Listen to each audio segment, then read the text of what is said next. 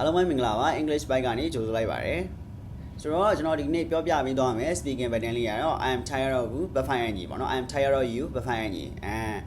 မင်းအဲ့ဒါတွေလုံနေတာတွေကိုငါစိတ်ညစ်နေပြီစိတ်ကုန်နေပြီပေါ့နော် I am tired of you ငါမျိုးစိတ်ကုန်နေပြီနောက်ကဘဖိုင်အညီဆိုတာမင်းအဲ့ဒီဟာတွေလုံနေတာတွေကိုငါစိတ်ကုန်နေပြီဟုတ်ပြီဆိုတော့ဒီဥစ္စာကိုကျွန်တော်တို့စကားပြောတဲ့အခါမှာဘယ်လိုမျိုးသုံးပြီးပြောလို့ရလဲဆိုတော့ကျွန်တော်တို့တစ်ကြည့်ကြည့်ရအောင်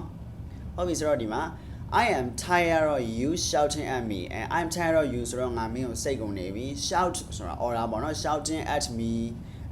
မင်းငါ့ကိုအဲ့လိုအော်ပြောနေတာတွေကိုစိတ်ကုန်နေပြီတခုခုဆိုအော်ပြောတာပေါ့နော်ပုံမှန်မပြောဘဲနဲ့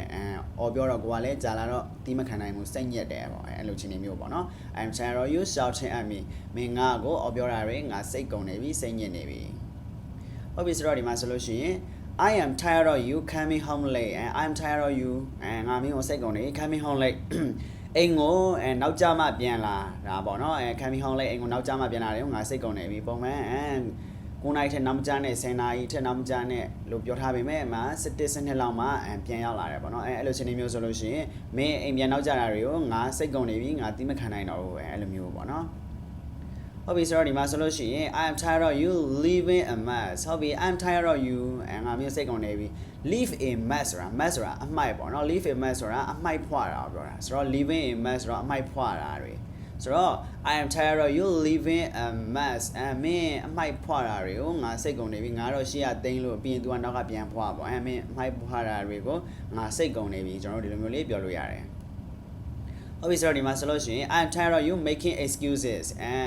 making excuses excuse ဆိုတာစင်ကြေတွေပေါ့နော် making excuses ဆိုစင်ကြေတွေပေးတာ I'm tired of you making excuses မင်းစင်ကြေတွေပေးနေတာတွေကိုငါစိတ်ကုန်နေပြီစင်ကြေတွေမပေးနဲ့ပေါ့မင်းစင်ကြေတွေယိုးနေပြီငါစိတ်ကုန်နေပြီပေါ့ဟုတ်ပြီ